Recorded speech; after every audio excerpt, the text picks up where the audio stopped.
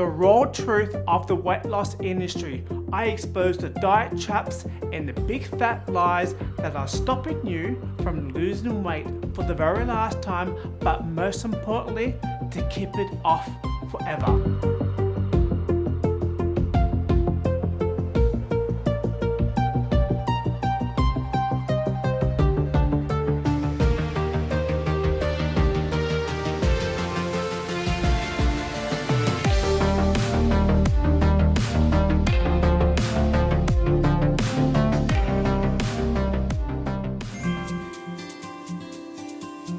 You are now listening to Soul Power to the People podcast with Tess Vergara.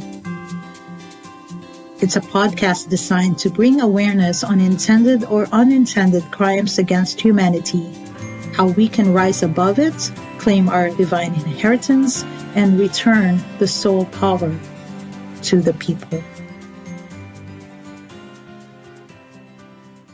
Soul Power! Welcome. My name is Tess Vergara, host of Soul Power to the People podcast. It's designed to shed light on crimes against humanity, how to rise above it, and return the soul power to the people. And our topic today is the truth about the weight loss industry. And we have Australian weight loss king, Silvestro Musu Mechi. You pronounced perfectly, just like an Italian woman. The truth about the weight loss industry. So, I was there, in my 20s, when the skinny jeans, the high school skinny was top of mind for me. There's the Slim Fast, there's the Weight Watchers, there's I didn't go through so much because when I became a single mom, I said, F it. I'm just gonna focus on raising my kids but introduce yourself, Silvestro. I know you lost quite a bit of weight. So tell us about yourself, about your journey, and why you decided to join us at Soul Power to the People podcast. Well, Tess, thank you very much for having me here. It's good to be on the other side of the world. So it's nice that you invited me, given this opportunity. Like I said, my name is Silvestro, weight loss king. I lost 80 kilos, which is about 180 pounds, 18 years ago. 18 years ago. It took me 18 months to lose, but I basically have kept all of my weight off for 18 years. So that's when I was I was always overweight as a child, from probably the age of 8.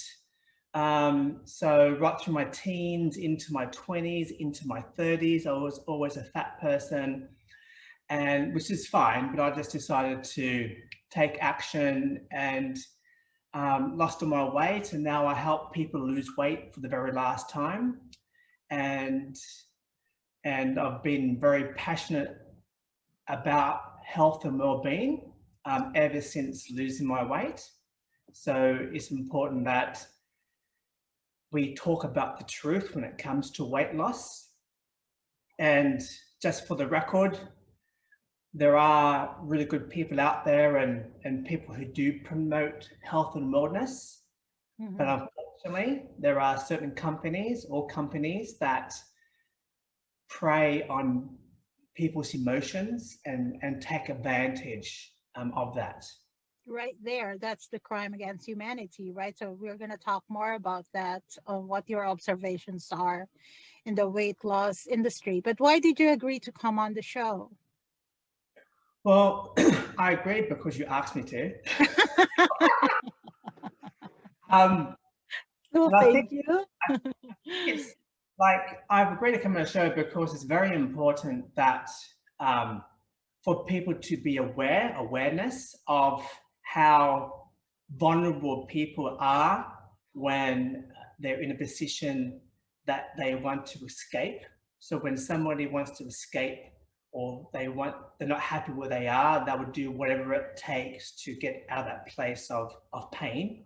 And when vulnerable people would take advantage of a person, and when someone is being taken advantage based on their vulnerability, that to me is crime against humanity, because we're just taking advantage of their of the situation that they find themselves in. Right. So I mean, there's ways of losing weight, and there's ways of treating people with respect. But where the weight loss industry downfall is education. Now, all diets work. It doesn't matter if you're low fat, high fat, eat once a day, eat 5 times a day, eat meat only, eat vegetables only, have 1,000 calories, have 2,000 calories. There is hundreds of different diets out there. But the whole thing about diets is that they all have one thing in common. They all share one mission. They all share one element, the same, and that is reduce your calories. It's all about, okay, how can we reduce your calories? They all have the same thing. It doesn't matter if you eat once a day, or you eat 5 times a day, or what types of foods you eat. That's their mission, and all diets work. Short term. Short term. There you go. I was gonna bust you on that. All diets work. If all diets worked, then how come we have obesity problem, especially in America? I don't know in Australia. What's it's all over the world. The thing is, right, the diet companies know what you want, and they know what you want to hear. Okay? There you go. Yeah, they know what you want to hear and play on people's emotions. Exactly. And vulnerabilities. Exactly. So if you're going to drink a shake, if you're going to have a shake 3 times a day for the next 10 weeks, it's a no-brainer that you're going to lose weight. Yeah. Right? So you will get the results. Now, when you lose weight, you're on a high. You feel you're accomplishing it, and you feel good about yourself, and you're reaching your goals, and you're on a high. People are saying you look great, you look fantastic, you're 10 years younger. You get all the compliments, so you're on a high. But the thing is, and what I teach now, especially on my YouTube channel, I talk about helping people lose weight for the very last time, but help people and educate people when it talks about, you know, when you regain the weight afterwards. So going back to diet companies, you've lost the weight, you've done it. Yep, I've reached my magic number of whatever it is, and that's it. And what happens? What happens? You don't need that particular diet company. You don't need Weight Watchers. You've lost your weight, and you go back to your normal habits. Okay?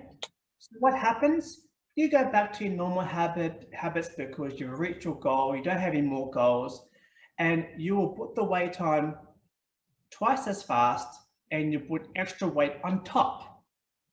What happens? You fall yourself back into that roller coaster, that yo-yo dieting, and you go, okay, I want to go back to that company because I got the results when I lost the weight. But where the diet companies aren't doing the due diligence is educating people, is making them aware that all they have to do, all people need to do is make better choices. Okay? So food isn't the enemy. No, not at all. Yeah. Right? It's been made the enemy though. That's right. Fast food companies aren't. What we have to do is be smarter and take back the power, because when we go to a diet company, or we rely on the way of eating because they're telling us what to do, and it's generic. They'll have this one diet that's generic. So we're a generic person. We're nothing.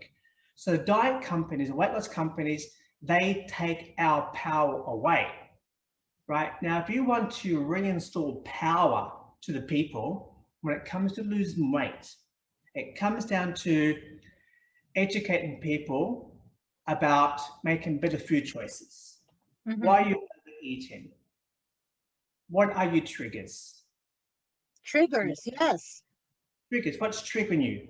And when it comes to eating food, you can be happy, you can be sad, you can be in a hurry, it's any emotion can trigger overeating. So it's all about giving power back to the people and educating them when it comes to listening to the body when they want to lose weight. Or even I talk about and teach more about weight management. So, but the moment that we give our power, the moment that we give diet companies our soul, is in their hands, then we play by their rules. Right. So the rules for this diet is that you eat this, do this, have this, eat this time, eat this food. So it's all these rules. When we have rules and we've been told what to do and play their game, that means we've lost our power. That means we've put our life, our soul into their hands. Mhm. I don't like that myself. I don't like it when people tell me you have to cut this out and this and that. And my value is freedom. How can I live in integrity with my value that is freedom if I'm not free to eat chocolate once in a while or to do this once in a while? So so I quit dieting a long time ago because it was creating a messaging that I need to lose weight in order to be acceptable. I need to lose weight in order to, and weight is a big thing for Filipino people. In fact, I don't meet any one of my families without them commenting on each other's weight, and especially mine. It's like, come on, can you just not see who I am instead of constantly commenting if I lost weight or not? Like, I am healthy. Why can't you just comment on how glowing my instead of, oh, you gained 10 pounds? Like, it's very insulting. It is. It's a lot of, it's not only pressure, but it doesn't really do your self-esteem. No. I mean, it doesn't matter how much self-esteem you have, it still doesn't feel nice when someone says to you that, what's up with you? Why can't you lose weight? I mean, it's not nice, is it? It's not, No. it doesn't. But people's self-worth, people's self-concept is so tied to their weight and image and body image. Insecurity comes into that as well. Mm-hmm. Mm-hmm. That they have to be more, to have more, to be accepted by society. And it depends also when it happens. Like, I know for me, when I was pretty more overweight from a very young age, about 8 years old. And Oh, really? Yeah, so I haven't always been the way I am right now. So I've learned through from 8 years old into my teens, into my 20s, into my 30s, I was always overweight. So I was always happy. I wasn't, I didn't have any illnesses. I wasn't diabetic or whatever. I was always active. It's just, I just ate too much of the nice food. But I think going back to your saying, when people get together and family, they always talk around, people's health, and food is always in the topic, because food is something that we have to make a decision about every day, not just once, but 3, 4, 5 times a day. Food is always around us, right?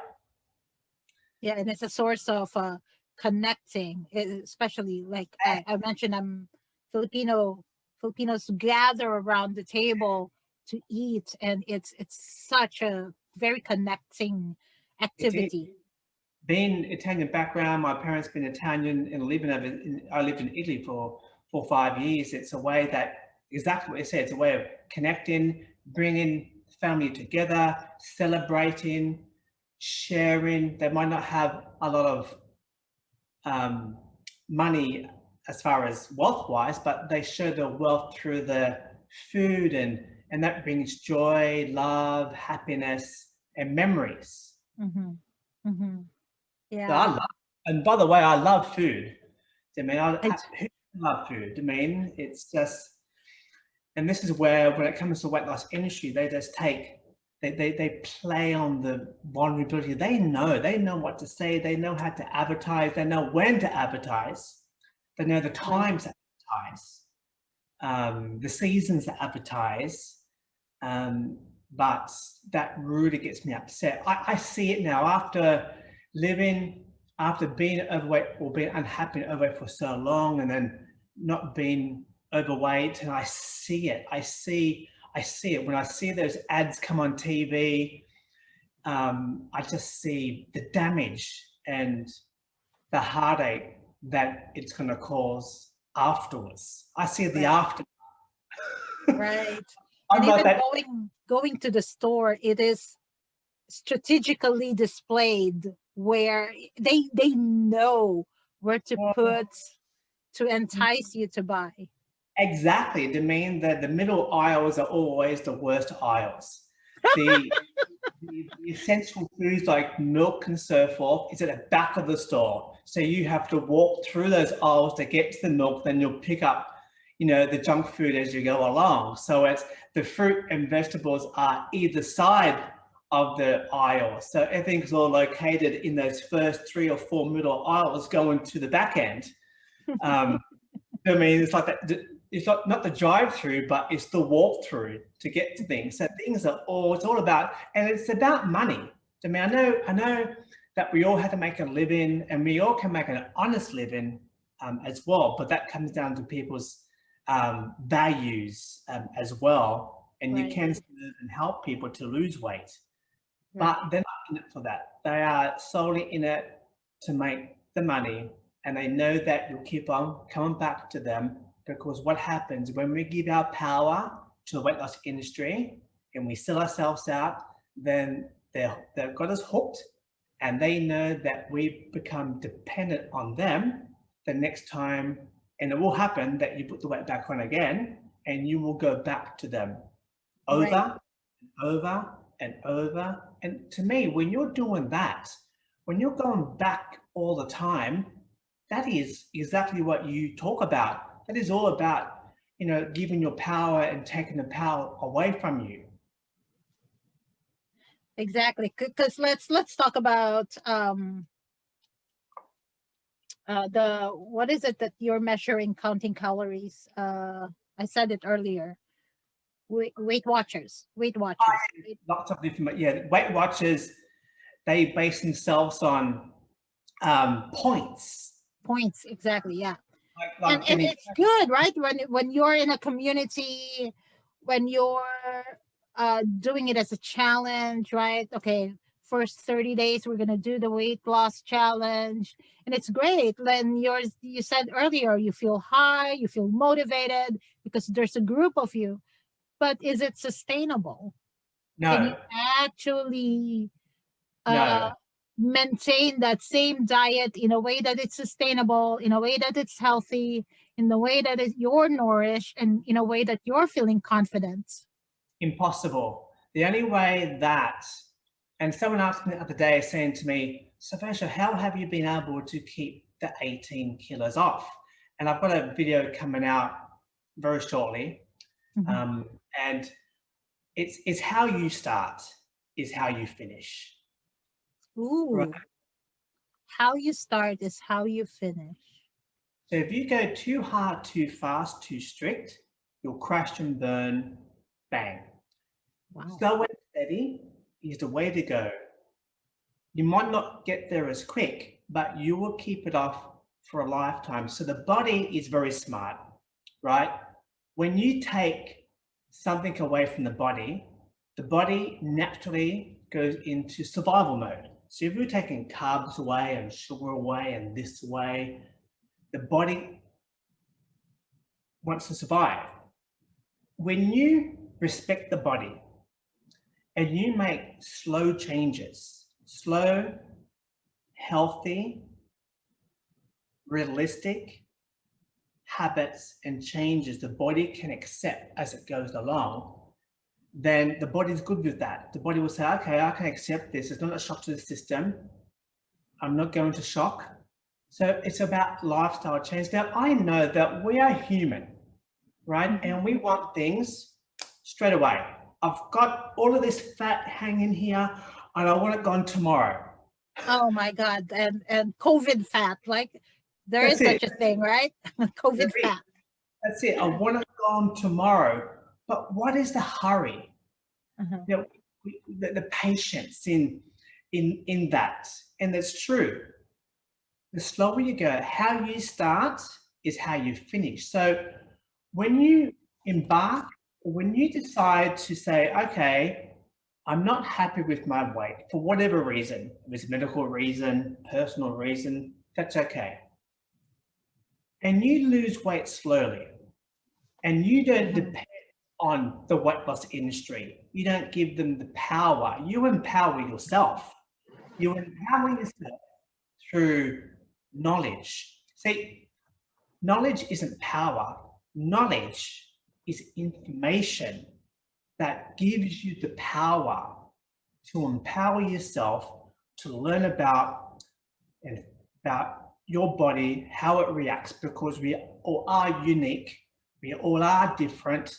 There isn't a one shoe fit or diet or eating. What worked for me doesn't necessarily going to work for someone else, because we all have different lives, different goals, different families.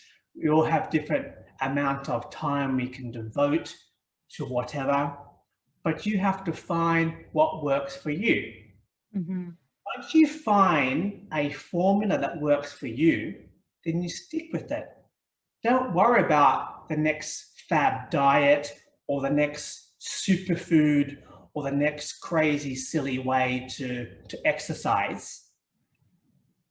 Because the moment you do that, then you give away. And this is what really drew me to your podcast, because it is a crime against humanity when the weight loss industry preys on the vulnerable. And I was that position. I remember when I was overweight and unhappy, and I would watching the info commercials of a nighttime, 1 o'clock in the morning, and you watch those info commercials. They do it because you know you're vulnerable, and you know you're up, and you know you'll go to the freezer, and you know you're feeling really bad because it's all quiet, and all of a sudden there's that info commercial. There's that special ab workout that if you do this and do this, and you'll lose the weight. And it's only 4 payments of $40, and it better still, you can pack it underneath your bed. Oh, fantastic. Do you know what I mean? Like it sucks you in. They suck your energy, and you go, yep, I'm gonna buy it now. Right. Because they know. Yeah. And then do you ever use that equipment? No. Maybe for a week. Maybe for a week. See, I believe that everyone who wants to lose weight, for whatever reason they want to lose it for, in that moment, that the light bulb goes off, the intention, the right intention is there. How we make that last and how we keep that light glowing for a long period of time. The secret to losing weight for the very last time is to fall in love with a lifestyle that you can adapt to for the rest of your life. Ooh, I like that. That's it. Fall in love with a lifestyle. Fall in Well, love. let's talk lifestyle. The lifestyle that we are being programmed to doing is work 2 jobs, raise a family, and most times it's a single family. I didn't know that there's so many single moms or single parents out there now. It's become the norm, and this parents are breaking their backs. I was one of them, right? And so I know the pattern of getting seduced into just pay your bills and die kind of pattern. And so what happens then is, of course, you're gaining weight. Of course, you're feeling insecure. And then it's like a cycle. Like you get depressed, you do anything in your power to just feel good, and then you eat, and even what's the term? You eat in generous amounts, right? And then and then you feel sorry, you guilt yourself, and then you go on diet again, right? And it's like a real crazy eight where the roller coaster, and it comes to a point where we start to develop a bad relationship with ourselves, with food, with exercise. And then what happens, we tend to use food and exercise against each other as well. Like, okay, I had a really bad weekend, I ate too much, so I'm going to punish myself the next day and do 3 hours on the treadmill. That's how we punish ourselves. When we punish, because we ate too much, so we're going to punish ourselves with exercise. We'll get to the end of the week or halfway through the week. Wow, I've been really good. I'm going to now reward myself with food because I've been exercising and eating properly. So it becomes this vicious circle using food, exercise, and our relationship with the whole. It's dysfunctional. Yeah, it's because losing weight is a partnership. It's how you feel, your relationship with you, your relationship with food, your relationship with exercise. To me, and so it is a balancing act. Like I said, there's more and more people single parenting, and for them, and we all work. You know, we might have 2 jobs. It's all about finding that balance. Right. Balance. And what I found too, from my own experience, just sitting on an office job and just sitting for 8, 10, 12 hours. I was working 2 jobs as an accountant. So it's a 12-hour, no walking, no movement, nothing, day in and day out.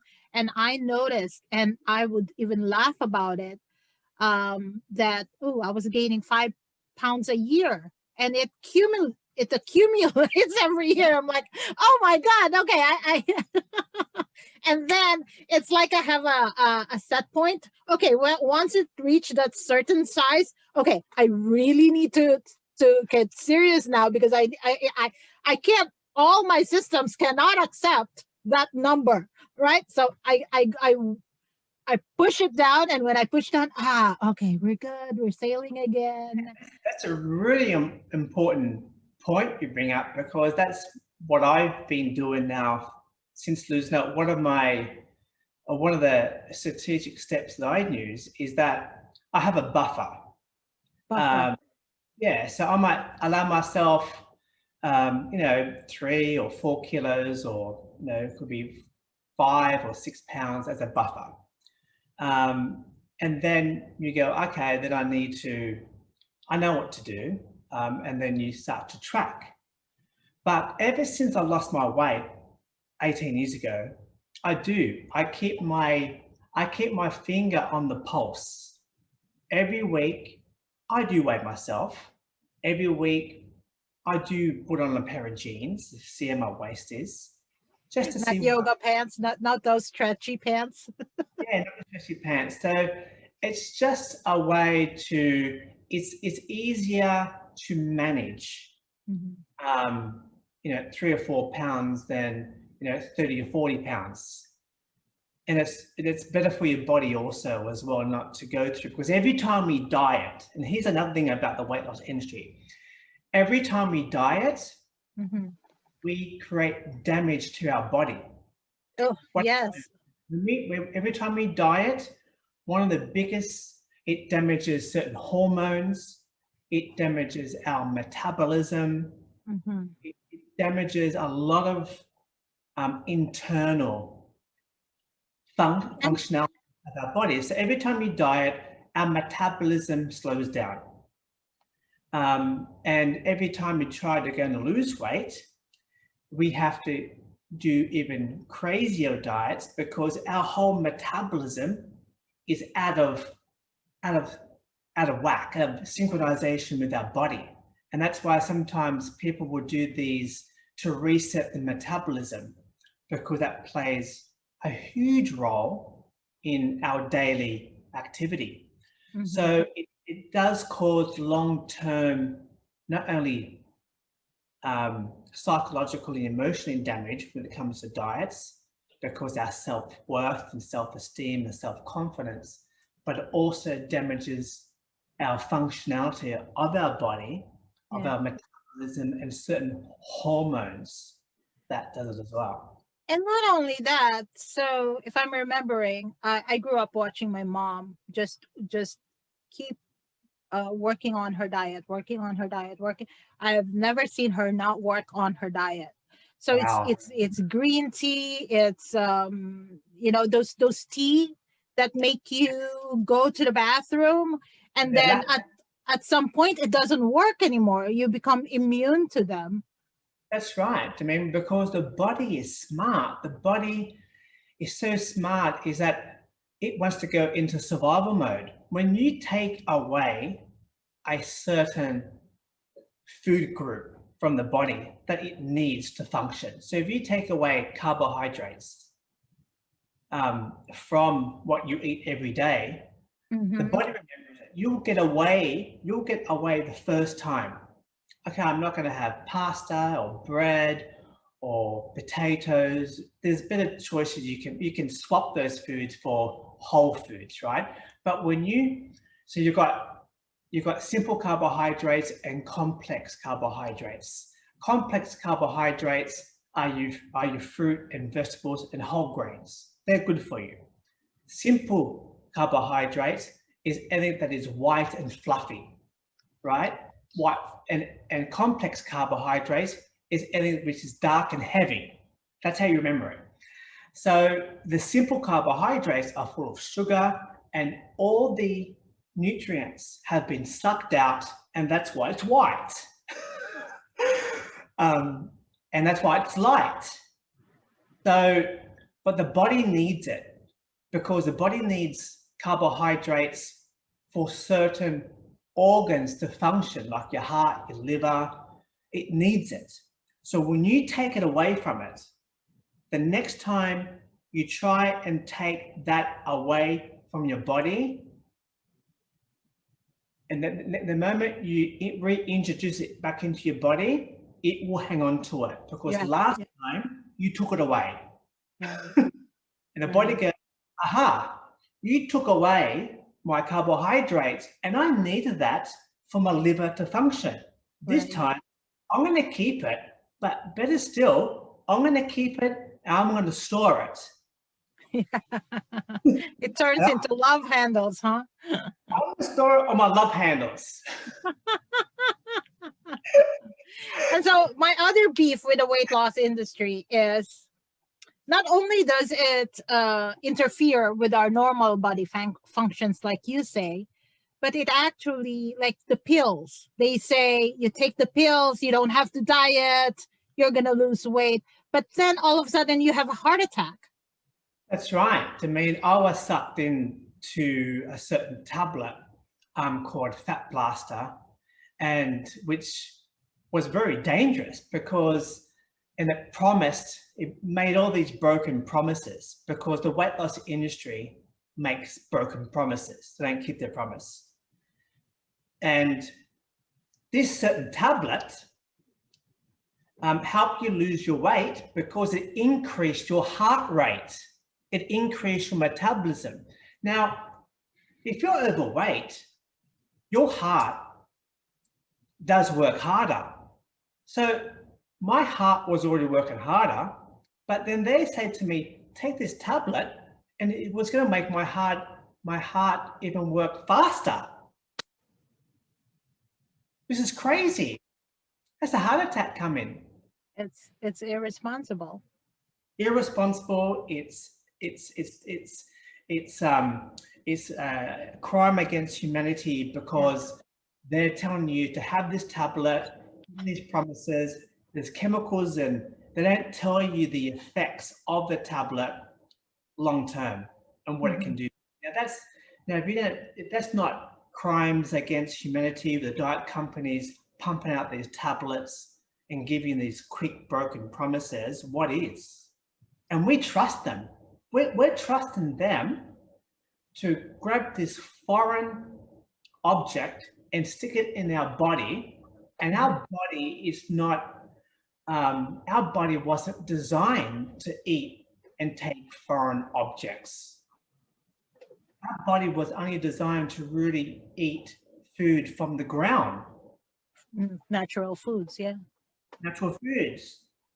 Eat from the ground and eat what's in season.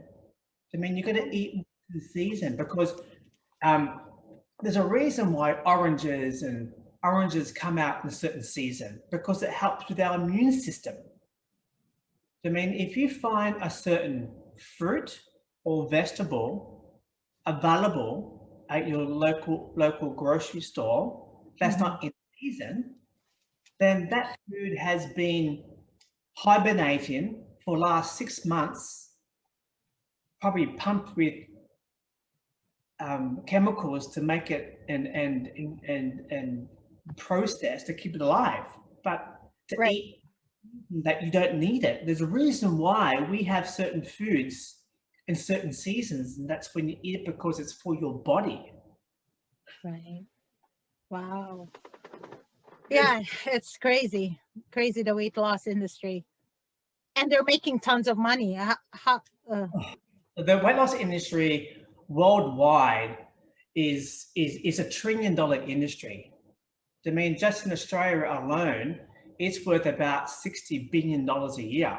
So I hate to see what it's worth, but it's a $1 trillion industry, and it's a big industry. So like I said, there are some good ideas as far as the health wellness part when it comes to yoga, relaxing the mind, making sure that you sleep and you drink water. That's all fine. Making sure that you have all that. But when it comes to your hardcore Weight Watchers, Jenny Craig, crazy fasting, low calorie, taking food from you, restrictive, can't eat this, bad relationship, they are just dangerous, and you will come out the other end worse. Right, because for me, it's coming off like a punishment. Yeah. And when that is the paradigm, then what are you creating? It's a self-sabotage pattern. Like, why would your body agree to a punishment? So it will try to return to love, or, to honoring the systems. 100% Tess. I mean, because the body, besides the survival part, it's also the soul, I mean, the love part as well, and saying, telling you, listen, you don't need to punish yourself by doing these crazy diets because of whatever. There's other ways, there's other natural, realistic, safe ways of achieving what you want to achieve. In other words, you don't have to go down this road to achieve what you want. You can take this road instead.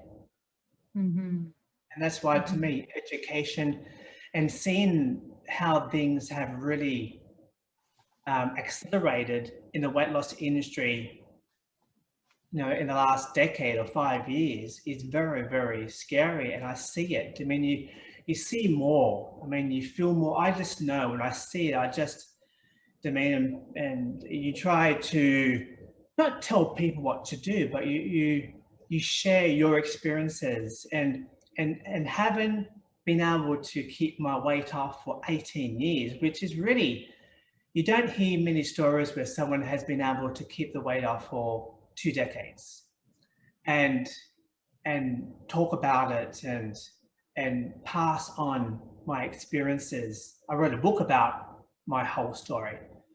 And that's why I focus more on my YouTube channel, because I'm able to put the content out there to reach a bigger audience as well. And I think it's really important to just educate people. Now, I'm not a doctor, I'm not a scientist, and they do great work.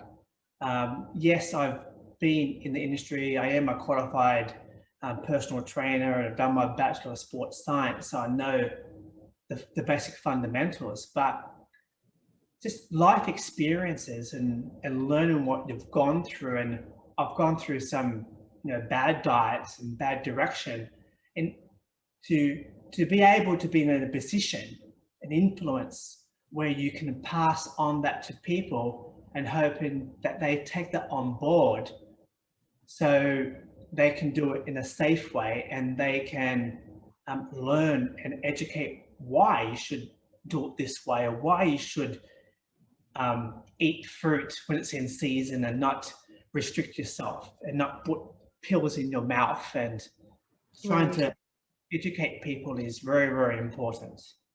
So you said something about lifestyle, that you fall in love with the lifestyle that you are going to adapt. Okay. When did you, in your journey, when did you discover that you, like, a lot of people just lose the motivation. They just go spiral down back into the old pattern, back into overeating again, because it's feeling a need, it's feeling a void, right? They're using food to, so, and I can see that this is the lifestyle I want, and I'm committing to this lifestyle. But how did you get there? How long was your journey? And then how did you discover that, okay, this is the lifestyle that I deserve, and I'm going to create it for myself? I think that, for me, it all happened from day one. I feel that because I tried so many diets, 20, 30 diets, I was getting the same results. So I was a dieter, yo-yo dieter, that's how you're talking about your mum. And I decided that from day one, I decided to be the boss of it instead of being bossed by it. So I was sick and tired of being bossed by the diet company. And this time I took control and I wanted to be the boss of it. Okay, hold on. And you said you weren't sick, you weren't told by your doctor, you've had it, that's it? I had it. So the moment that I decided to be the boss of me, instead of being bossed by other people or other companies, is the moment that I was able to decide how I was going to go about losing weight and making a lifestyle change. Therefore, if I didn't like to eat Brussels sprouts, which I don't, I would find a replacement for Brussels sprouts. Could be spinach. So I would move the way I want to move on my terms, and I would eat food that were healthy on my terms also, right? But I never took food away from me. I never said to myself, I'm never ever going to eat chocolate. I'm never going to eat a pizza. I'm never ever going to have a glass of wine. I'm never going to have a hamburger. I never said that to myself. I never start from the beginning taking things away, because when you take something away from yourself, you think about it all the time, and you crave for it all the time, and you want it, and you give in, and you have it, and then you don't stop.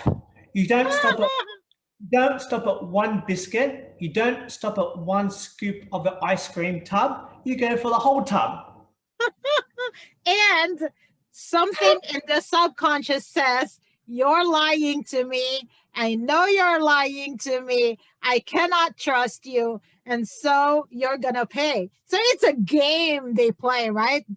It's a game. So going back to your question and knowing when, I knew from day one that this was going to be my lifestyle.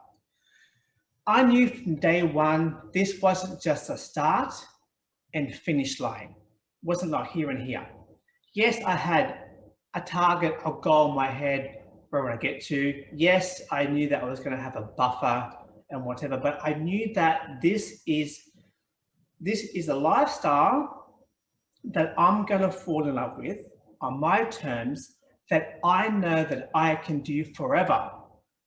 I know that I can eat this, or I know that I can move this way. It doesn't matter. Even if it's just, I know I can park my car, 10 minutes away from work, and I can then walk to work and walk back to the car.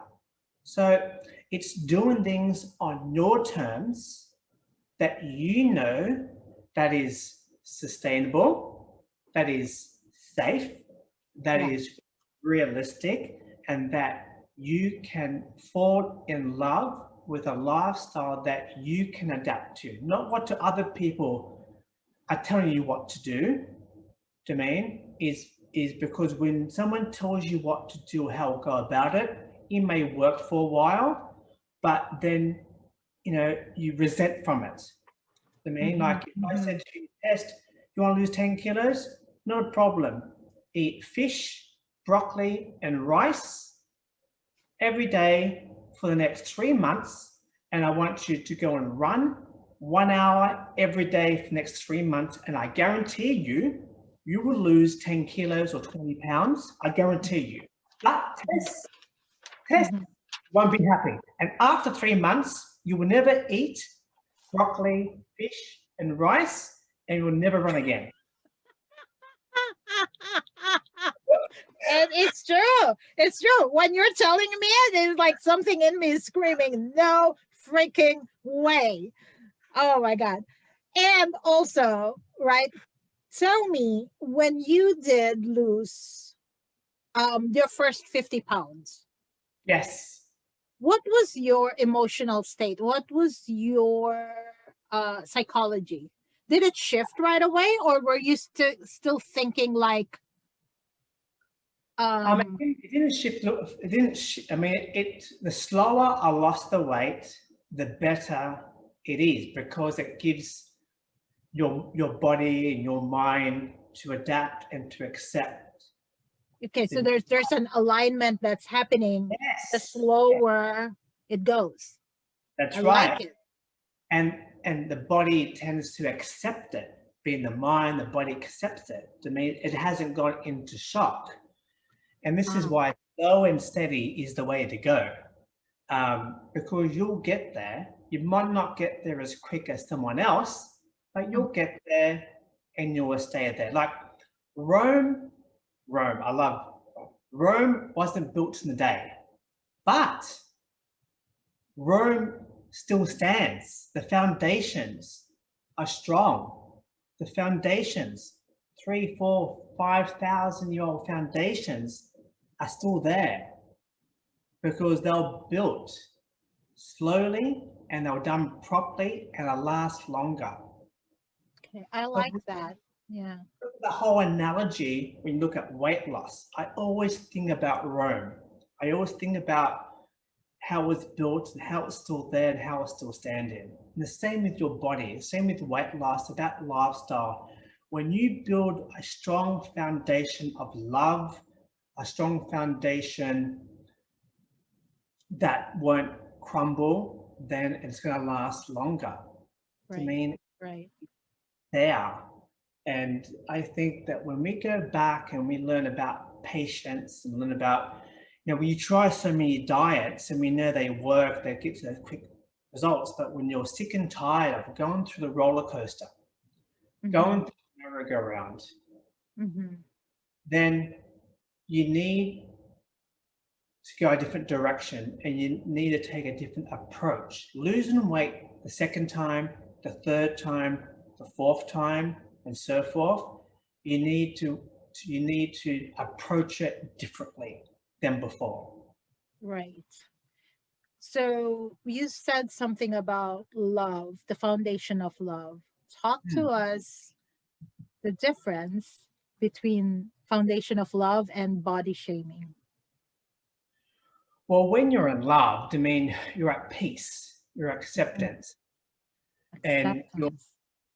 and you're relaxed, you're not stressed.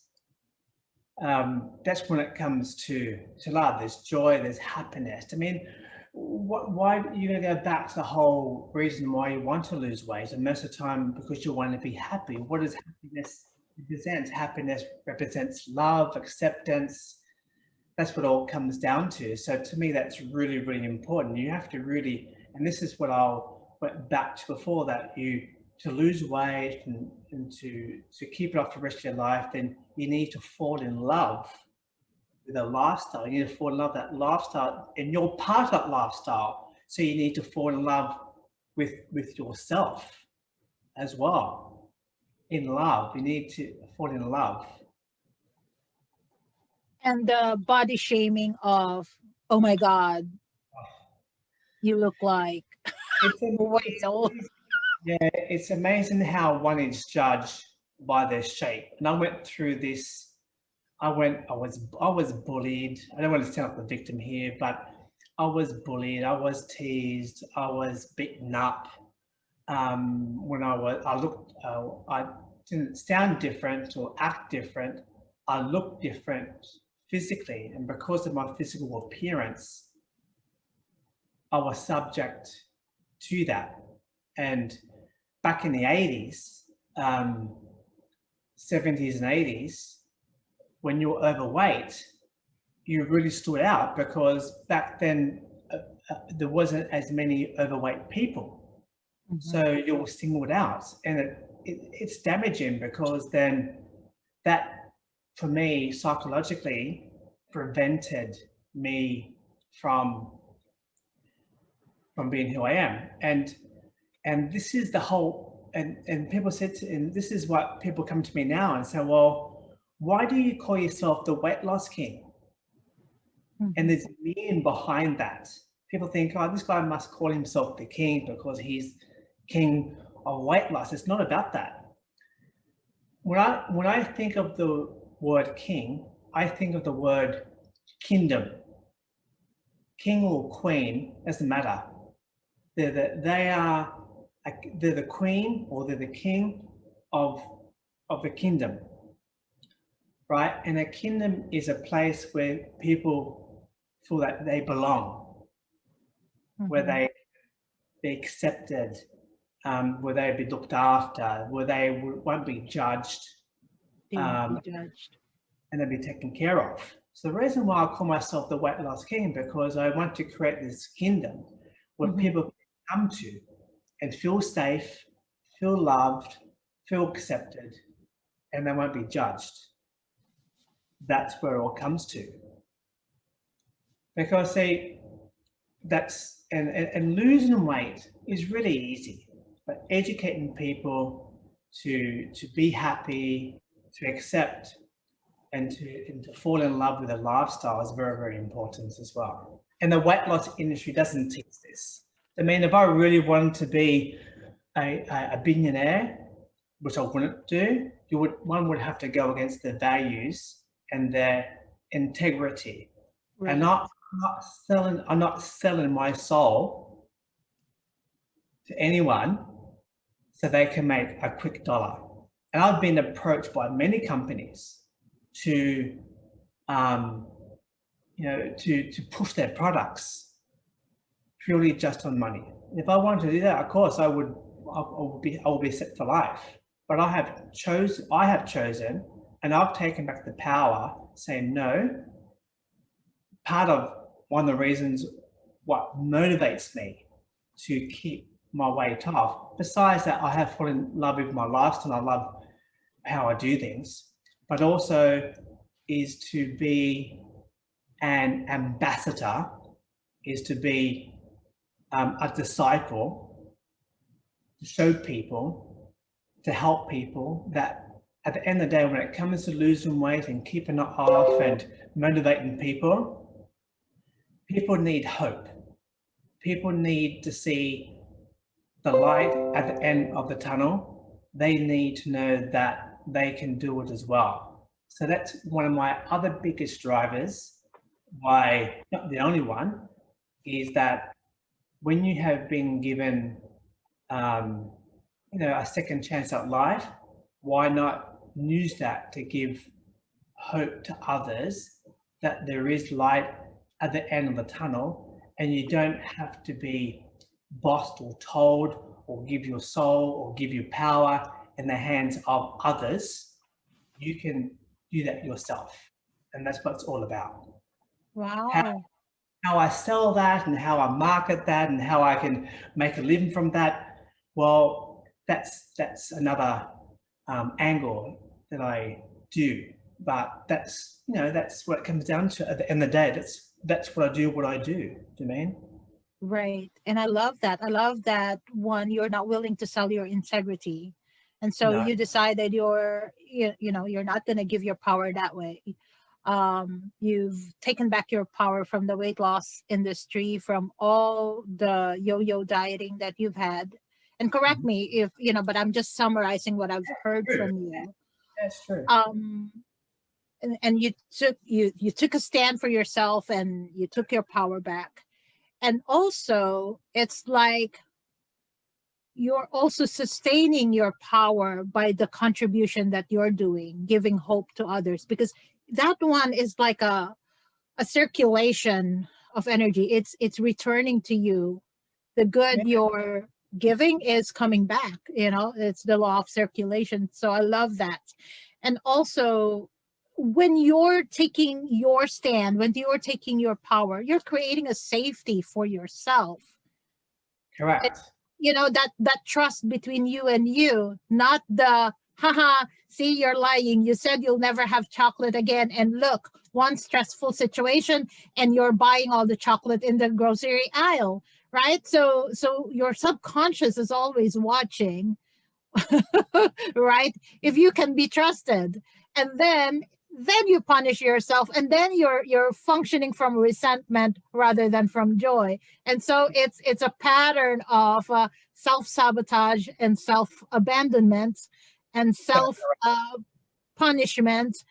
It does not work. That paradigm does not work. And ultimately, you're the one creating crime against yourself when you're in that pattern. So I love what you're saying, that fall in love with yourself, like start right now, right? And just take your power back, and take however long it takes to realign to who you want to be, to that lifestyle, and really believe in yourself. Absolutely. I mean, you'll just summarize it all in that time. Yeah. What did I miss?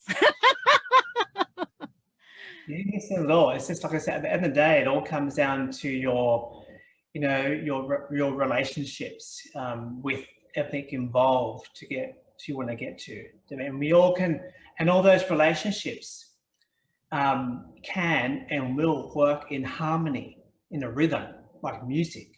I mean, when things work in a rhythm, it flows, it gets there. There's no resistance or resentment from that. So it's important to trust yourself and trust the process and trust the path and what the direction in which you are taking. And don't let anyone distract you or detour you or derail you from the journey that you have decided to embark on. Yeah. And so what ways, okay, so those are more like, okay, connect with yourself and really give yourself permission to have the lifestyle.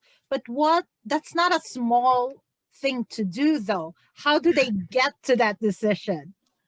What do they do? What do people do to get there? And not be conned, not fall prey to the scam. It's a scam out there. Yeah, it is a scam because it's very easy to give in when you're most vulnerable. And it's not easy. It takes a lot of hard work, but I feel that the power of writing how I feel, the way I express myself, you can write things down or do a video log of yourself and keep it to yourself, is it has to come to a point where you're just sick and tired of being used and abused, and you're sick and tired of broken promises. And for some people, they might that may never ever come. You may not ever realize that you're in this vicious circle because you're in this very bad environment that you don't know that you're in this bad environment. Like for a flower, see what the thing is that we are all flowers, Domain, and we are not the problem. You are. There was nothing wrong with you, Tess. There's nothing wrong with me. There's nothing wrong with any of the people who's watching this in the world. When a flower doesn't bloom, you need to remove that flower away from the environment, because the flower can bloom anywhere, providing that we are fed and we are protected and then we are looked after in that environment. So, I mean, if you're like people putting you down, or what your environment is very important. Who you surround yourself with shapes your mind. What you watch shapes your mind. The information that you read shapes your mind. So we need to look at the environment that we're in. How good is your environment? You know, your work environment, or your personal environment, or where you are right now. What can you do to make your environment? What can you do to really make your environment the best environment to give the best chance to grow? Because when you plant a plant, that plant needs water, it needs good soil, it needs sunlight, and it needs protection, it needs shelter. You're going to look at your environment in which you're in. And that means that you have to get deep with yourself. You have to really be realistic, because you need to be honest with yourself. Like my moment of truth, when I said, that's it, I'm going to lose weight. Yes, that happened from a video that was taken at Easter time, and I can see how big I got. But that was just that little extra nudge that got me there, because I didn't like what I saw. And I then decided, well, if I've been trying, and I was 34 years old at that time. At 34 years old, you know what's good and what isn't good. So the moment that I was honest with myself and truthful with myself, and I took responsibility for my own doing and not pointing the finger, and I took control. That's how I can explain what got me to the point to then say, well, I'm going to be the boss of it. I'm going to lose weight and do things on my terms and do it differently than before. Because if we keep on doing things the same way as before, then we'll get the same results. I know there's a quote about that, but it's true to me. So you really need to sit yourself in a quiet room with no distractions, no people, no TV, and just be in somewhere with nature, really quiet.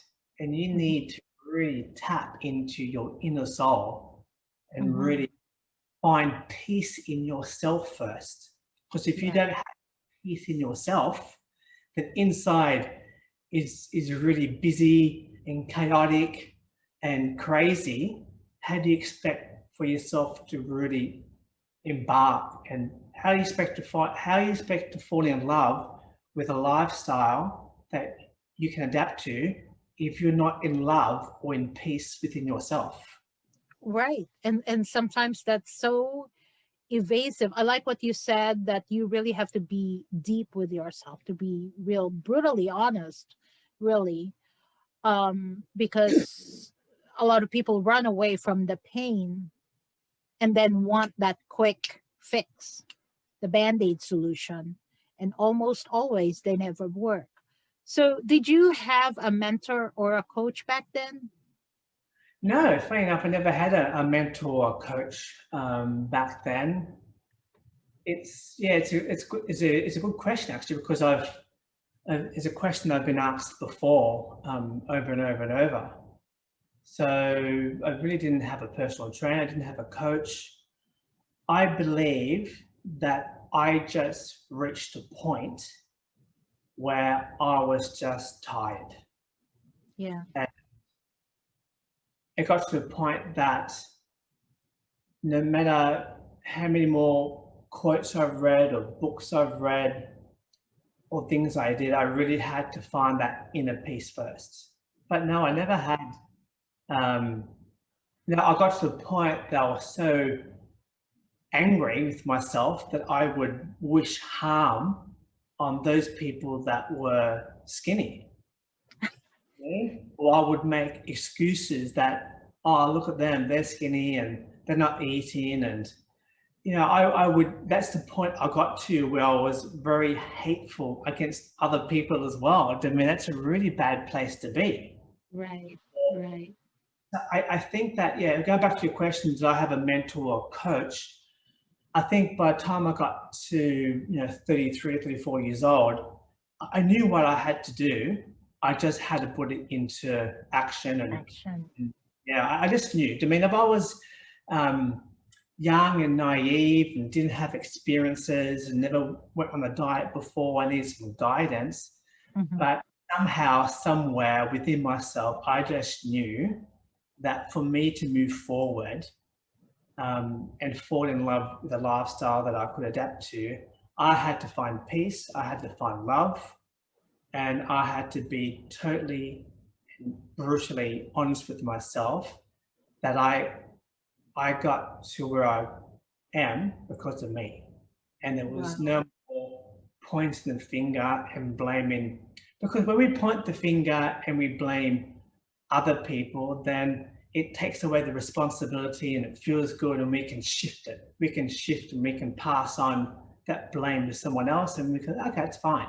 But when we really get deep and we accept it, hey, geez, Silvestro, I got this way because of this is my doing. I think when you accept it and that you take responsibility, then you are then empowering yourself again. Mm-hmm. You mean? Right.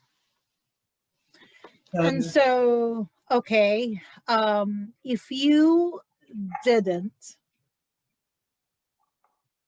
change when you did, what would you have lost on, or where would you be now if you didn't do the changes that you actually did?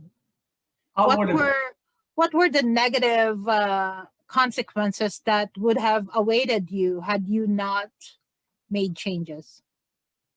I would have definitely still be yo-yo dieting. There would have been this up and down part, and I definitely would have been a lot bigger as well.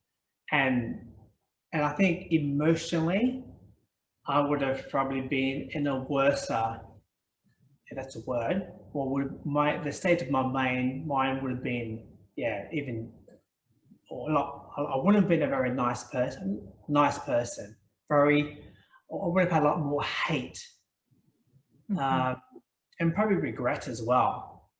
But I think that what has weight loss given me and everything else, it's just given me peace. It's given me freedom. And it's given me a gift that I can help others as well. Right. You tuned into your gift. Yeah, I mean, I think that if I didn't embark on that journey 30 years ago, where would it be? I definitely would be yo-yo dieting, definitely would have been happy with myself emotionally. And I would have probably had a lot of regret as well. Mm-hmm. Well, I asked that because I'm constantly asking that because Good question. You got me thinking. with food, it was an intentional choice. You know, with all the changes that people go through, especially in COVID, right? When people look for safety, there's safety in food. There's safety and familiarity and comfort in food, and that's what people know, and that's what they gravitate to, right? So for me, because I was going through so much growth spurts, I'm moving around, I'm doing this, I'm doing that. For me, it's food was grounding. Food was my constant. I don't deprive myself. But then, of course, with the lockdown and such, when they closed down, I'm not even dancing as often as I used to. Before, I would dance 3 times a week.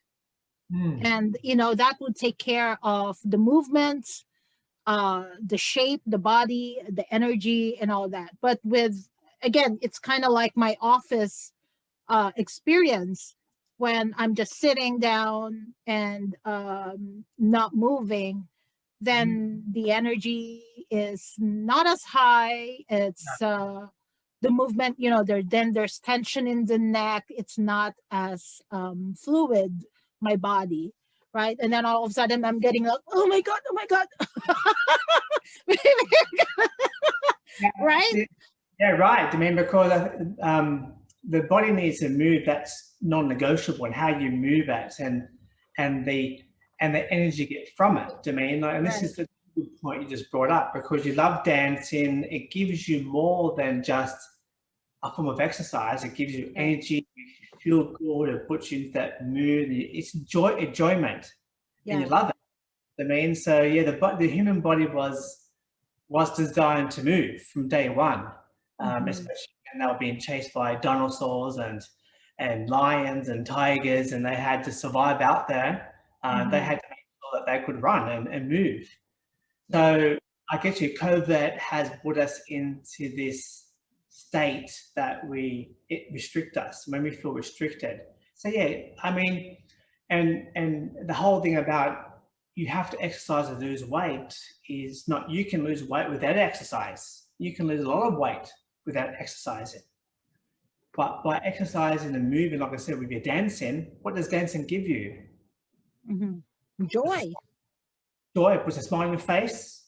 To me, you release these endorphins, and you do it with music, and most importantly, you enjoy it.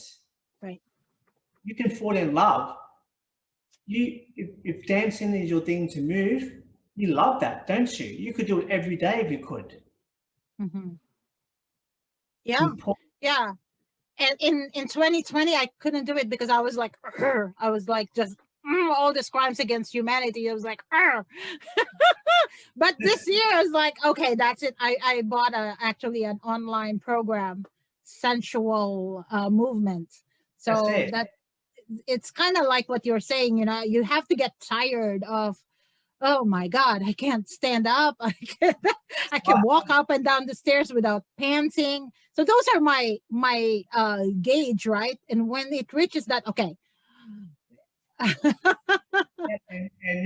you're lucky, because you know those triggers and gauges, but some people, it will take them years and years and years to understand that. Yeah.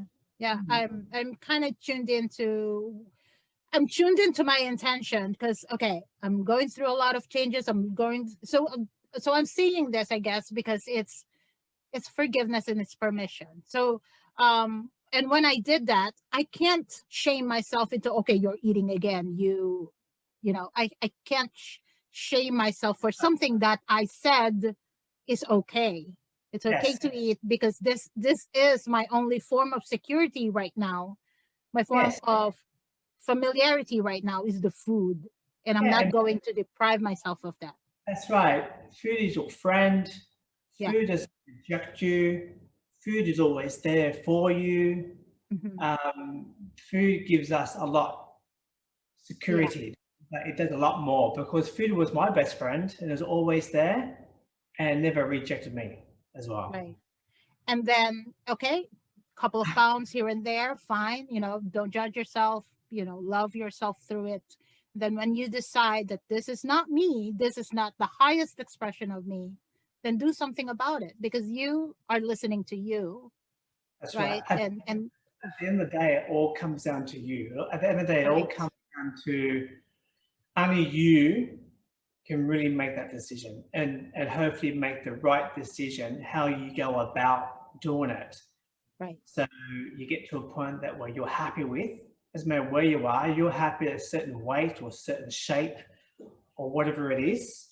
As long as you are happy where you want to get to, then it's just a matter of maintaining that and then knowing what to do and how to react when you get to a point where then you need to take control of it again. And don't look for a quick fix, and just trust yourself, because once you've done it once yourself naturally, then you know that method and process works, and then you don't have to rely, in this case, the weight loss industry to help you get there again, because you've done it before. So the whole beauty of not relying on the weight loss industry, not relying on the diet, then you have then taken this new journey and you have decided to lose weight on your terms and do things that you can do forever.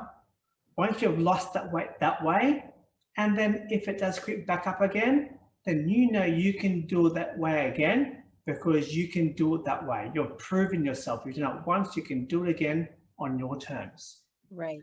You don't give the power to anyone or anybody for you to lose weight. Now, is hiring a coach giving power to the coach? No, I don't think hiring a coach gives power to the coach. Hiring the coach is just a way of them to give you guidance and to keep you accountable and to pass on knowledge that's going to help you. So I think with a coach or a mentor, I see myself more the mentor than a coach. It's just a way of being able to look at your best interests and then look at you as a person. I mean, they look at what is needed for you. Because having a coach is personal.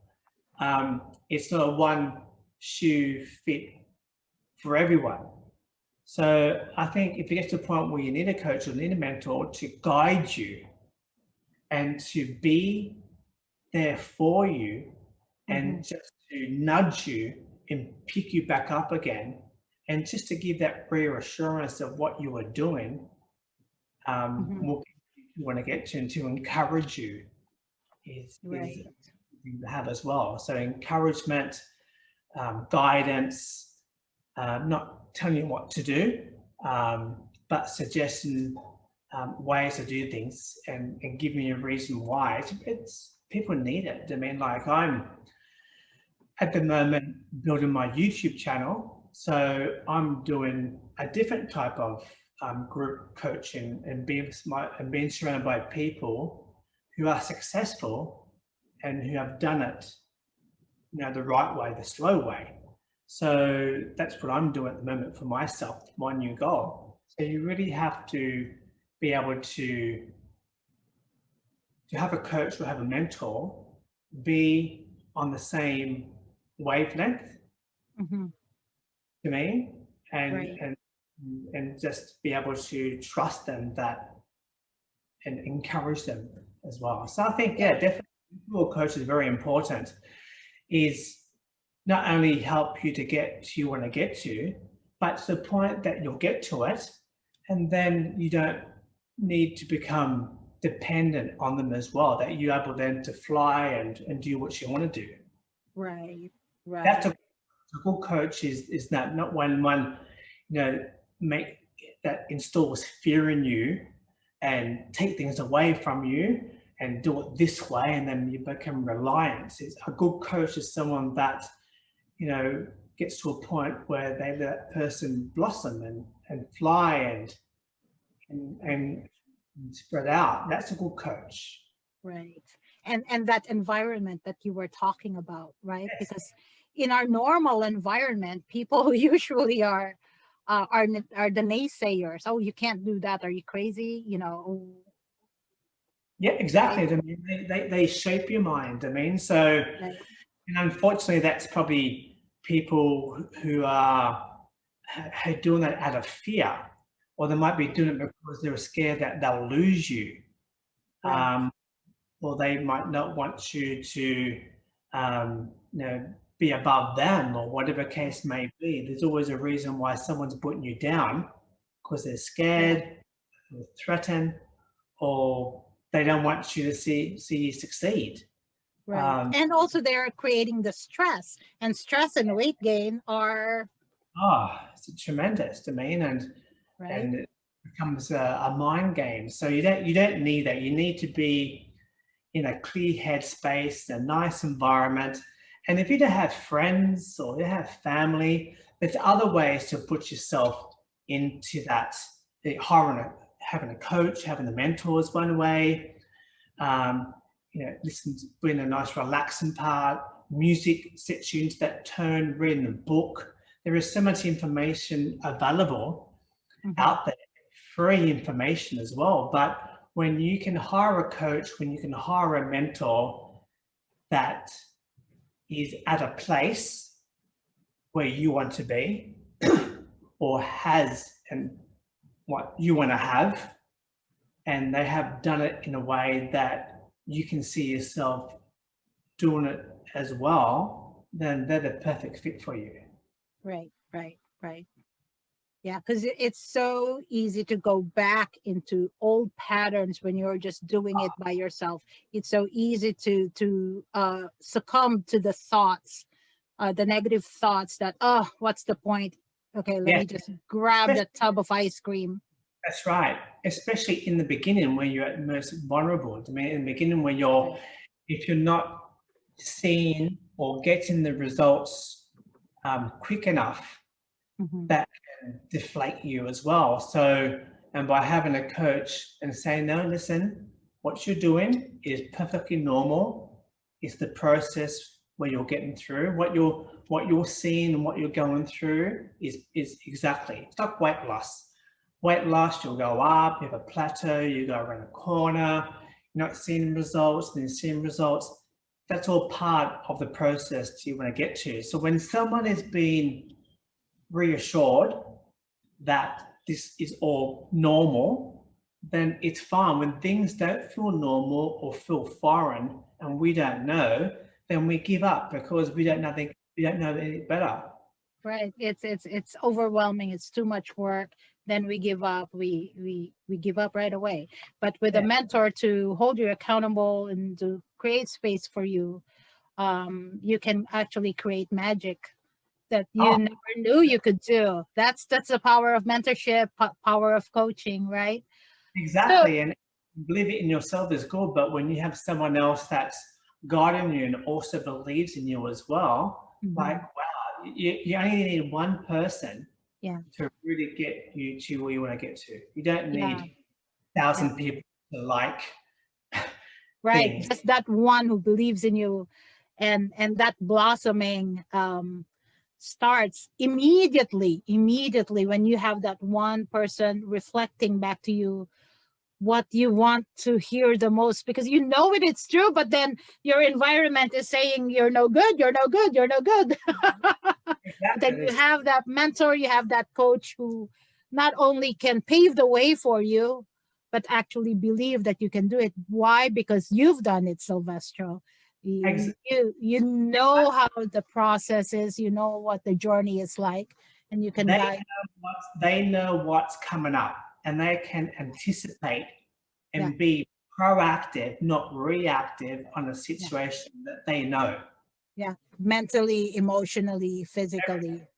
They know what's coming up because they've experienced it and they know themselves. Yeah. So how good is that? How good is to have a mentor or coach knowing that you know what's going to come across, and then you know exactly that to me is having a coach, having a mentor is the safest way and the sustainable way to get to where you want to get to safely and guarantee Safely. Yeah. Without messing up your internal system, without lowering your immune system, and without having to go back to the weight gain, because the weight gain is bigger than the last weight loss. Isn't it? Isn't that true? Yeah, well, I'm actually, I released a video the other day talking about regaining the weight and why. Today I released another video which talks about how to lose the weight that you regained. Wow. And then I'm making a video today, which I'll release probably next week, which talks about now that I lost the weight, what's next? What's next? Yeah, so it's all about having a plan in place once you've reached to where you want to reach to. Right. And people talk a lot about, this transition, transition after a diet, what do I do? But you shouldn't be transitioning, because if you started your weight loss the way that you will fall into, adapt to, then it just flows. There's no transition that now I have to do this. It should just flow. And that's why it's very important when you lose weight for the very last time, it's how you start. Once you reach your goal, then it just by the time you reach your goal, it slowly it flows. There's no hiccup. It should go like this. Steady. It should go like this, and then all of a sudden you reach where you are, and then you have to do these evasive maneuvers. It doesn't work that way. Losing weight for the very last time, it all starts from the beginning. It all starts that you say, yep, I've accepted this way. I'm taking charge. I'm the boss. I don't like Brussels sprouts. I'm going to have spinach instead because I love spinach. I'm going to eat it until the cows come home. I'm going to do it this way. And I love feeling this way. I love looking this way. I love waking up and having all this energy and vibrance and whatnot. And it just flows. Right. And not have to take all this medication to fix what got damaged. Oh my God. Right. It's just the most natural thing. Yeah. I love it. I know it's probably not what people want to hear, because they want to hear, here's this magic tablet, that's all you have to do. I know that. Well, here's this magic potion, or here's this abracadabra. I know, right? But I won't give people the BS, the bullshit. I won't, because I know what it's going to do. And not judging people, but just knowing what I've seen and what I see is that majority of people don't want to hear that. They just want the quick fix. And when I get someone that approaches me and says, Silvestro, I want to lose 5 kilos and in 2 weeks, can you help me? I'll say, no, I won't. If you want to lose 5 kilos in 2 weeks, just don't eat, have a cup of soup each day and you'll lose it. Right. Losing weight's really easy. But can you maintain it? No. You can't. You cannot sustain that level of. It's like the show The Biggest Loser, for example. Now, The Biggest Losers, most of them, unfortunately and sadly enough, 95% of them have gone back to their work. It's not right. It's not. I mean, I can believe that. Yes, because they're in this environment where they've got 24/7. This is what you eat. This is how you exercise. This is what you do. You're locked up in your room. There's all these rules. There's all these conditions and stuff. And of course you lose weight. But when they step outside that environment that has told them to do this and to do that, and they come back into the real world, and they're not able to devote the amount of time and energy as they were able to 24/7, it's just naturally, and it's not their fault. It is not their fault at all that they've regained the weight. It's expected from the natural process of the body. That's it. They were doomed from day one. They were doomed from day one when they walked into that Biggest Loser, because at the end of the day, that's just a game, that's just rating, that's just money making, and it's humility, and it sends the wrong message. I'll tell you why it sends the wrong message. They get up on the show, right, in front of the live audience after the week or 2 weeks of losing weight. They get on the scale, look at the scale, and it becomes a competition. Oh, I've only lost 7 pounds this week. Oh. I've only lost 10 pounds this week.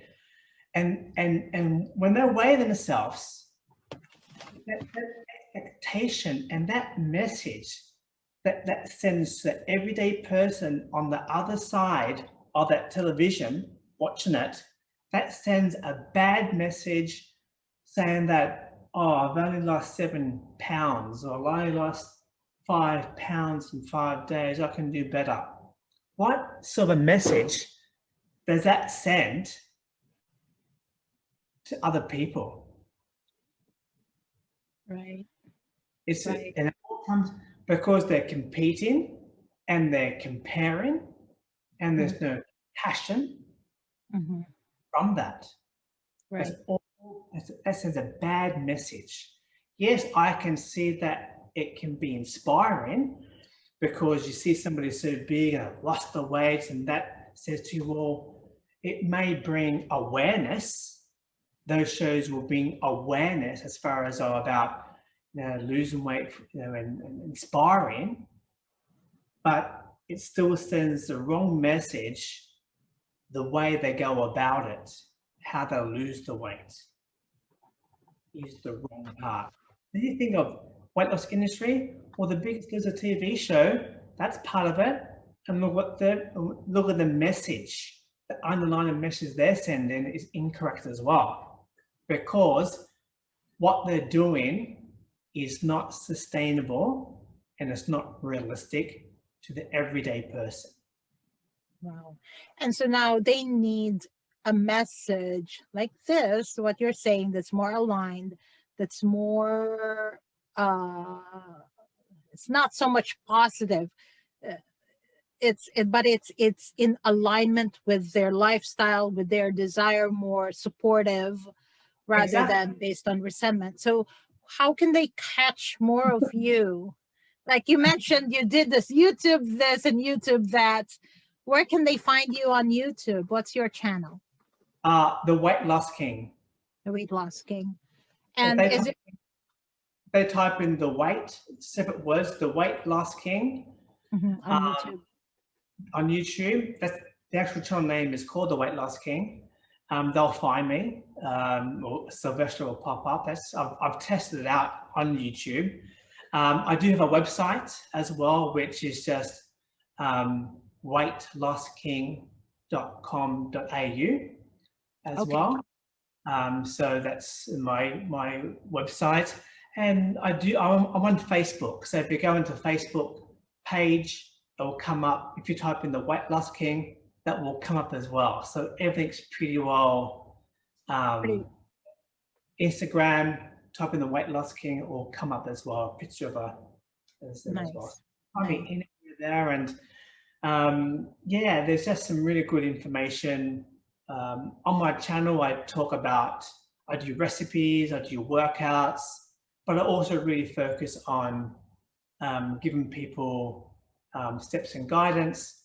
And then from there, I do mentoring one-on-one with people as well. There's links on my YouTube when you go into the description as well, where you can contact me or send me a message or direct message me. So it doesn't matter where you live, I can definitely help you lose weight for the very last time. Yes, awesome. Silvestro, I love your approach. It's really resonating with me. It's very much aligned with the foundation of love, self-honoring, self-acceptance, and truth, right? The truth of honoring oneself, and to really take back the power and no longer engage in that deception out there, the scam, the band-aid solution, because really the power relies on the people, and people need to recognize that they do have the power.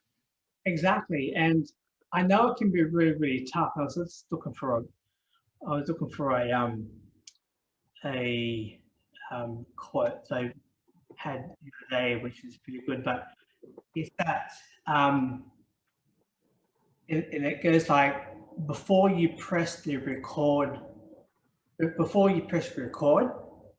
start with the end in mind. Start with the end in mind. I love that. Yeah. Before you press the record, start with the end in mind. You know, the end game. What is it that you want to achieve at the very end? And then before you press start, and the end is to lose weight naturally and not to ever have to go on a diet ever again.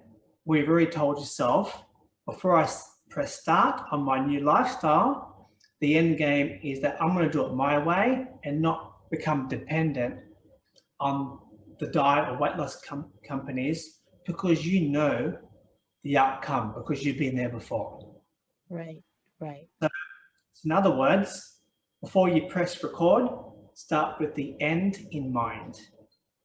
Awesome. Know your intention, which is really, without the intention, you're just really floating everywhere, and you're at the mercy of people preying on people who don't know. And if you don't, you win. So to quit and just trust yourself in the process, and don't let anybody distract you from where you're going to. Beautiful. Yay, we've gone so long. Thank you for your time. All right, no problem. It's all good. It's all fine. It's just like, how do you, I mean, it's you know, how do you convey this message, you know, into a TV rating show? It'll probably never happen, because it's all about ratings. So that's why I express myself in other ways, and hopefully people can understand the truth when it comes to weight loss. Yeah. I think people are hungry for truth. Yeah, they are. I think so. People are ready to hear the truth. And thank you for leading the way in the truth telling, and not giving your soul away to those money making machines. And they give money a bad name. You know what? Because I coach on money too. They give money a bad name. They do, but I believe that no, we all enter and we all leave this world the same. We are remembered how we live our lives in between. So you ask yourself, what legacy do you want to be remembered by?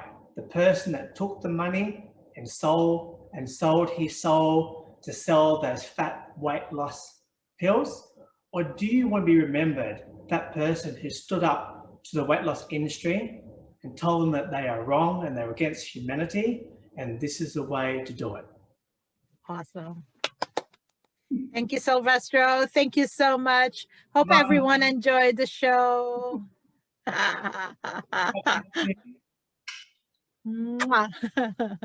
Thank you. All right, everyone. We will be back not next week. We'll be back on the 17th for another live recording of Soul Power to the People podcast. But do come to my webinar on the 10th, right? So from paralysis to power. Soul Power to the People. I love you all. Bye-bye. Thank you, Silvestro. Thank you very much. Pleasure. Pleasure's all mine. Bye-bye.